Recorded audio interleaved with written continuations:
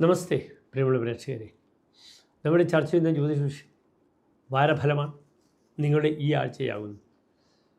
നിങ്ങളുടെ ഈ ആഴ്ചയിൽ നാം ചർച്ച ചെയ്യുന്നത് 2026 ഏപ്രിൽ മാസം 7-ാം തീയതി മുതൽ 13-ാം തീയതി വരെയുള്ള ഒരു വാരക്കാലത്തെ ശുഭാശുഭ ഫലങ്ങളാണ്. ഈ ആഴ്ചത്തെ വാരഫലം ചർച്ച ചെയ്യുമ്പോൾ ഗ്രഹങ്ങളുടെ സ്ഥിതി കൂടി പ്രിയമുള്ള പ്രേക്ഷകർ മനസ്സിലാക്കുക. ഇപ്പോൾ ഈ വാരത്തിൽ ശുക്രൻ മേടൻ രാശിയിലാണുള്ളത്, വ്യാഴം മിഥുനൻ രാശിയിലും, കേതു ചിങ്ങൻ രാശിയിലും, ചന്ദ്രൻ ധനുവിലും, 12-ാം ഭാവത്തിൽ സൂര്യനും ചൊവ്വയും ശനിയുമാണ് സ്ഥിതി ചെയ്യുന്നത്. ഓരോ രാശിക്കാർക്കും ഈ വാരഫലം, ഈ വാരക്കാലം ആഴ്ച എപ്രകാരമായിരിക്കുമെന്നാണ് നാം ചർച്ച ചെയ്യുന്നത്.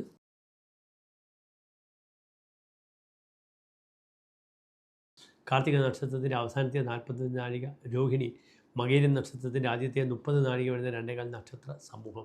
ഇവിടെ ഇടവൻ രാശിക്കാർക്ക് ഇന്ന് രാശിയിൽ ഗ്രഹങ്ങളില്ല. 2-ാം ഭാവത്തിലാണ് വ്യാഴം, 4-ാം ഭാവത്തിൽ കേതു, അഷ്ടമത്തിൽ ചന്ദ്രൻ, 10-ാം ഭാവത്തിൽ ബുധൻ രാഹു, 11-ാം ഭാവത്തിൽ രവി ചൊവ്വ ശനി.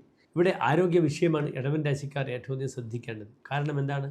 അഷ്ടമത്തിൽ ചന്ദ്രൻ നിൽക്കുന്നു. ചന്ദ്രൻ അഷ്ടമത്തിൽ വരുമ്പോൾ ബുദ്ധിപരമായ വിഷയത്തിൽ വളരെ നന്മകൾ വരും. പക്ഷേ ശാരീരിക ക്ലേശത്തിൽ ബഹുമതി വ്യാധിന അർദ്ധതേ, രോഗത്താൽ ബുദ്ധിമുട്ടുമെന്നൊരു ഫലം പറഞ്ഞിട്ടുണ്ട്.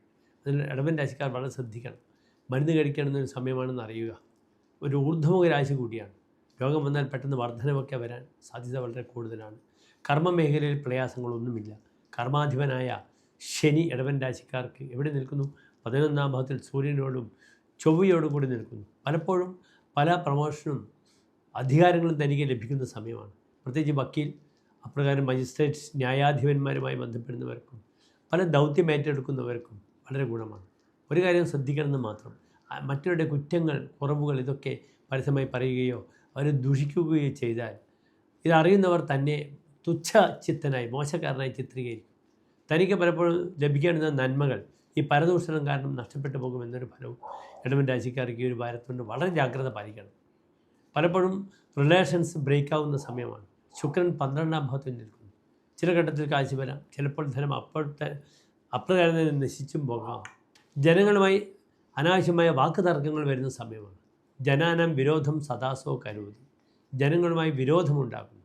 ഇവിടെ ശാരീരികമായി ശ്രദ്ധിക്കേണ്ടുന്നത് ഷുഗർ പേഷ്യൻസ് ഏറ്റവും ശ്രദ്ധിക്കണം. കിഡ്നി, അപ്രകാരം പാൻക്രിയാറ്റിക്കുമായി ബന്ധപ്പെടുന്ന പ്രവർത്തനങ്ങൾക്കൊക്കെ തടസ്സം വരുന്ന സമയമാണ്. ഷുഗർ രോഗികളെ ഏറ്റവും അധികം ശ്രദ്ധിക്കേണ്ടുന്ന വാരമാണ്. അപ്രകാരം തന്നെ വീട്ടിൽ വെക്കുന്ന അമൂല്യമായ, ഇത് സ്വർണ്ണത്തിനൊക്കെ വലിയ വിലയാണ്, സ്വർണം നഷ്ടപ്പെടുന്ന ഒരു സമയമാണ്.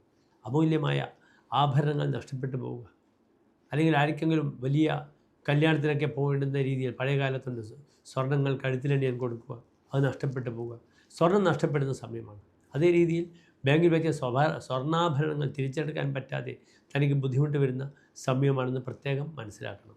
ദേവി പ്രീതി ചെയ്യണം. വെള്ളിയാഴ്ചകൾ നന്നായി ദേവിക്ക് വഴിപാടുകളൊക്കെ ചെയ്ത് ഈ ദോഷത്തിന് പരിഹാരം കാണും. വിളക്ക് മാല പായസം ചെയ്യുക. ദേഹസംബന്ധമായ രോഗത്തിന് എന്ത് ചെയ്യണം? നന്നായി ഭദ്രകാളി ക്ഷേത്രത്തിൽ ദേഹമൊട്ട് ചെയ്യുന്നത് വളരെ ഉത്തമമാണെന്ന് അറിയുക. നന്ദി, നമസ്തേ.